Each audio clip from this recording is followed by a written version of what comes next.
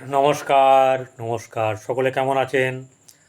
প্রত্যেকের জীবন সুন্দর, সুখময়, আনন্দময় হোক। শ্রী শ্রী পদ্মাবতী মায়ের কাছে প্রার্থনা করি। প্রত্যেক দিনের মতন আজকের রাশিফল নিয়ে আমি পরিতোষে উপস্থিত হয়েছি। আজ 15ই আশ্বিন, 1 অক্টোবর, মঙ্গলবার, কৃষ্ণ চতুর্দশী তিথি। রাত্রি 9:40 পর্যন্ত এই চতুর্দশী তিথি থাকবে, আর তারপরে অমাবস্যা লেগে যাবে।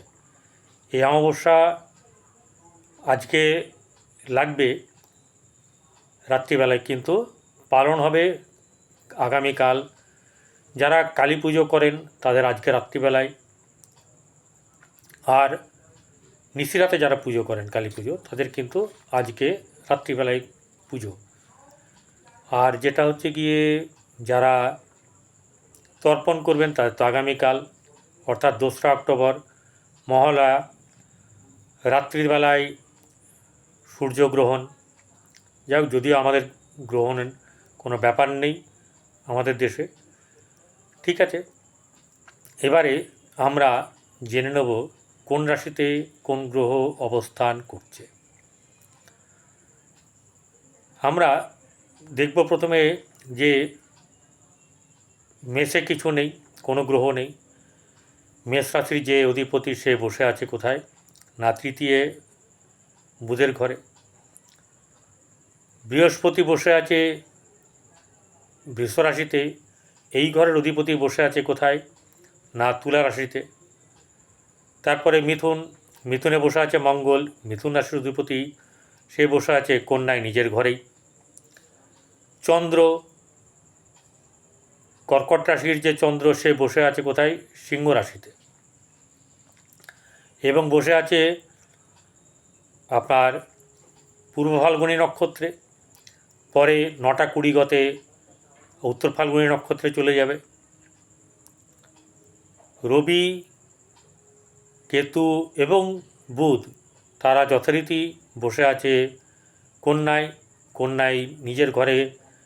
কে বসে আছে? বুধ। শুক্র নিজের ঘরেই বসে আছে, সেটা হচ্ছে তুলা রাশিতে।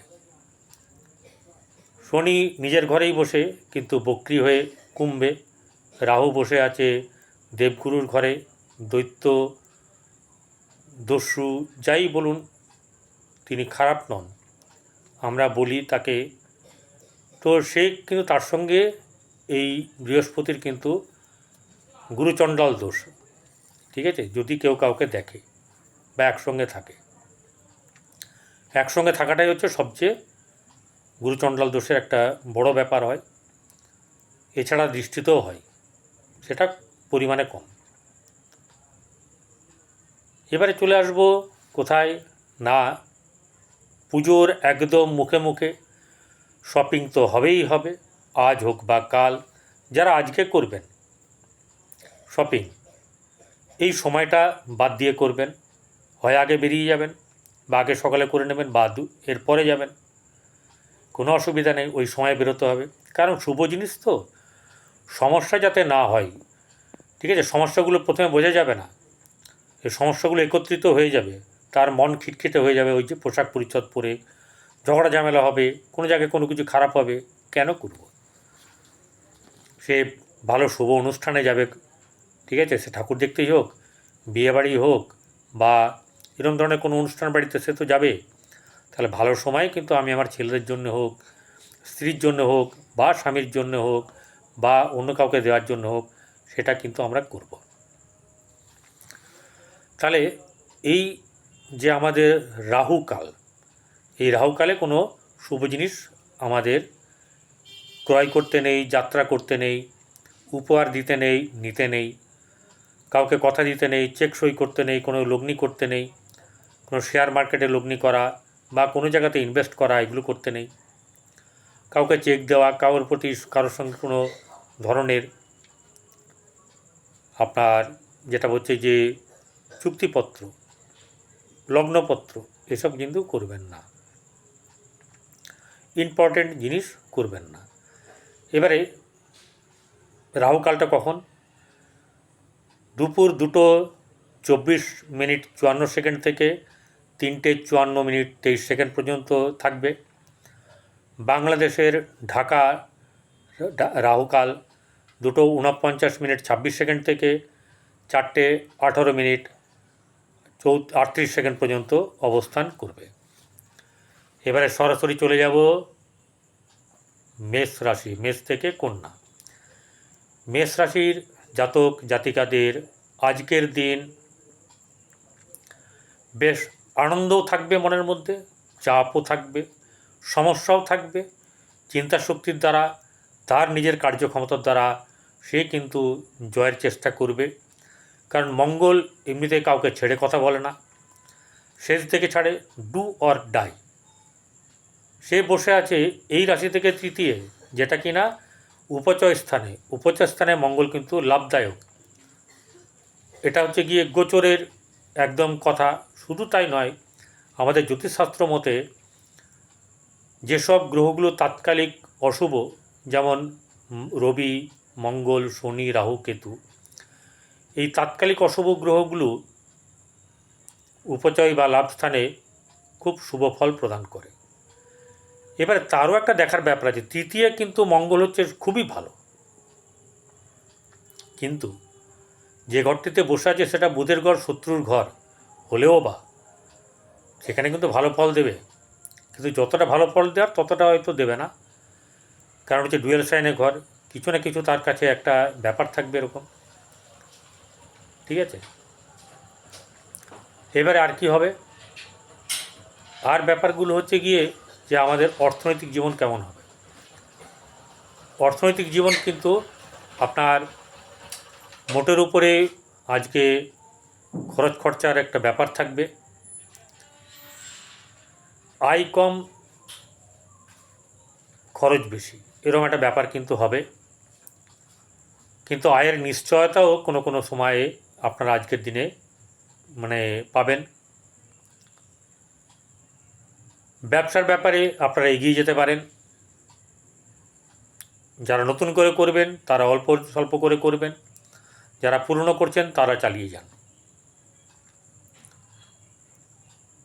এবারে আপনার কর্মের ব্যাপার দেখুন। কর্মের ব্যাপারে ষষ্ঠ জায়গা নেগেটিভ নয়, কিন্তু ষষ্ঠের জায়গাটা ভালো। কিন্তু সবচেয়ে বড় কথা হচ্ছে যে ষষ্ঠের জায়গা ভালো হলেও কি হবে, দশম স্থান যে আপনার কর্মস্থান, সেটা হচ্ছে গিয়ে মকর। সেই মকর রাশির অধিপতি শনি গ্রহ, সে তার দ্বিতীয় অর্থাৎ মেষ রাশি থেকে একাদশে লাভ স্থানে বা আয় স্থানে বসে আছে। তাহলে সেই জায়গাটা কিন্তু খুব একটা ভালো হলো না, যার ফলে কর্মের ব্যাপারে কিন্তু নতুন যারা, তারা কর্মের ব্যাপারে কিন্তু একটু অনিশ্চয়তা থাকবে। আর কি করবেন, সন্তানের দিক থেকে সামান্য শুভ, প্রেমের ক্ষেত্রে শুভ, কিন্তু পরে গণ্ডগোল আছে। যদি একটু বেশি বাড়াবাড়ি হয়ে যায় কোনো কিছু, তাহলে গণ্ডগোলের ব্যাপার হবে। আর দাম্পত্য জীবন কিন্তু ভালো যাবে। চলে আসি বৃষ রাশিতে। বৃষ রাশিতে বসে আছে বৃহস্পতি। এই বৃহস্পতি হচ্ছে গিয়ে ষষ্ঠ ভাব এবং একাদশ ভাবের কারক, অর্থাৎ লাভস্থানের কারক। সে বসে আছে এখানে। তো বৃহস্পতির যে নেচার, সেটা তো একটা ব্যাপার আছে। দেবগুরু বসে আছে কার ঘরে না, শুক্রের ঘরে, অর্থাৎ দৈত্যগুরুর ঘরে দেবগুরুর অবস্থান। তাই এখানে খুব ভালো ফল দিতে পারবে না, কিন্তু সময় আসছে সেই ভালো ফল দেওয়ার। যতটা খারাপ হবার ততটা হবে না, কিছু না কিছু লাভ আজকে কিন্তু হবে। ব্যবসার ক্ষেত্রে আপনাদের শুভ যাবে। কর্মক্ষেত্রের জায়গায় একটু গণ্ডগোল আছে। কর্মক্ষেত্রের জায়গায় কর্ম পাওয়ার ব্যাপার আছে, কিন্তু পাওয়াটা নিশ্চিত হওয়ার যে ব্যাপার, সেটা কিন্তু এখনই হচ্ছে না, কিন্তু সামনের সময় আসছে সেটা নিশ্চিত হয়ে যাবে। তাই ট্রাই কিন্তু করবেন, এগিয়ে যাবেন পদক্ষেপ নিয়ে, তাহলে আপনারা কিন্তু মানে সেই শুভ সময় কিন্তু আপনারা সাফল্য পাবেন।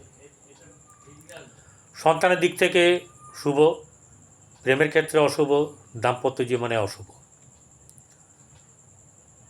এবারে মিথুন রাশি।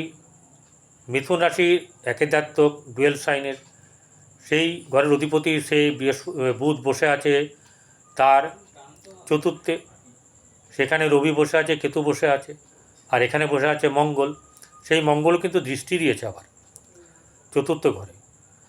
তাহলে এখানে কি দাঁড়াচ্ছে, এই জাতি মানে রাশির জাতক জাতিকারা অ্যাডামেন্ট হবে, কিন্তু সেটা চূর্ণ হয়ে যাবে মাঝে মধ্যে। এক জায়গায় যেটা সিদ্ধান্ত নিয়ে কিন্তু সিদ্ধান্ত রদবদল হবে, পরিস্থিতি অনুযায়ী তাকে রদবদল করতে হবে, সবটা না কিন্তু অনেকটা। অর্থের দিক থেকে খুব একটা শুভ নয়। কর্মর ক্ষেত্রে আপনার রাহু বসে আছে কর্মস্থলে, সেটা ভালো না, তাই কর্মের দিক থেকে ভালো না। সন্তানের দিক থেকে ভালো, প্রেম সম্পর্কিত ব্যাপারে ভালো যোগ হলেও শেষটা ভালো হবে না। আর দাম্পত্য জীবন তো মোটেই ভালো নয়। চলে আসবো কর্কট রাশি। কর্কট রাশির অধিপতি চন্দ্র, সে বসে আছে তার দ্বিতীয় অর্থাৎ সিংহ রাশিতে। সেই সিংহ রাশিতে শনির দৃষ্টি পড়ে আছে। তাহলে শনির দৃষ্টি হেতু কী হচ্ছে, তাহলে তার মন মানসিকতার উপর চাপ থাকবে, মন মেজাজ ঠিক থাকবে না, হতাশা, অ্যাংজাইটি এসব থাকবে, কল্পনা থাকবে, কর্মপ্রচেষ্টা থাকবে, সাফল্য পাওয়া যাবে না, এরকম একটা ব্যাপার চলবে সারাদিনের মধ্যে। আর কি হবে, আর যেটা হচ্ছে ব্যবসার ক্ষেত্রে কিন্তু শুভ নয়। কর্মক্ষেত্রে অধিপতি মেষ রাশিতে অবস্থিত থাকার কথা যে মঙ্গল, সে বসে আছে তার দ্বাদশে, অর্থাৎ মেষ রাশির অধিপতি সে দ্বাদশে বসে আছে এই কর্কটের। তাহলে কর্কটের দ্বাদশে মঙ্গল থাকলে ব্যয়ভাব বোঝাচ্ছে, কর্মের ব্যয়ভাব, তাহলে কর্ম হবে না, অথবা কারোর দূরে ট্রান্সফার হতে পারে, কিন্তু সবার হবে না, ম্যাক্সিমামই কিন্তু গণ্ডগোল হবে যারা নতুন। সন্তানের ক্ষেত্রে শুভ হবে অবশ্যই, প্রেমের ক্ষেত্রে অশুভ, দাম্পত্য জীবনে অশুভ। সিংহ রাশি। সিংহ রাশির অপোজিটে বসে আছে শনি, ডাইরেক্টলি দৃষ্টি দিয়েছে, তাই এখানে কিন্তু খুব একটা ভালো মানে হবে না, মন মানসিকতা ঠিক থাকবে না, শারীরিক দিক ঠিক থাকবে না, অর্থনৈতিক দিক ভালো থাকবে, কিন্তু মায়ের ব্যাপারে মায়ের সঙ্গে ঝামেলা হতে পারে, কথা কাটাকাটি হতে পারে, বা মায়ের শরীর খারাপ যেতে পারে। আর কি হবে, ব্যবসার ব্যাপারে কিন্তু মোটেও শুভ নয়, সপ্তমে শনি বসে বক্রি হয়ে, আর দশমে বসে আছে কে, বৃহস্পতি। তাহলে কর্মের দিকটায় কিন্তু কোনো না কোনোভাবে আপনারা লাভবান হবেন। প্রেম সম্পর্কিত ব্যাপারে অশুভ, দাম্পত্য জীবনেও অশুভ। চলে আসি কন্যা রাশি। কন্যা রাশির জাতক জাতিকাদের আজকের দিন কিন্তু চাপের থাকবে। অর্থনৈতিক দিক থেকে ভালো, ব্যবসা মন্দা, কর্মক্ষেত্রে শুভ, দাম্পত্য জীবন অশুভ, আর প্রেমের ক্ষেত্রে অশুভ যাবে। সকলে ভালো থাকবেন, পরের এপিসোডে আবার আপনাদের সঙ্গে দেখা হবে। ততক্ষণ সকলে ভালো থাকুন, নমস্কার।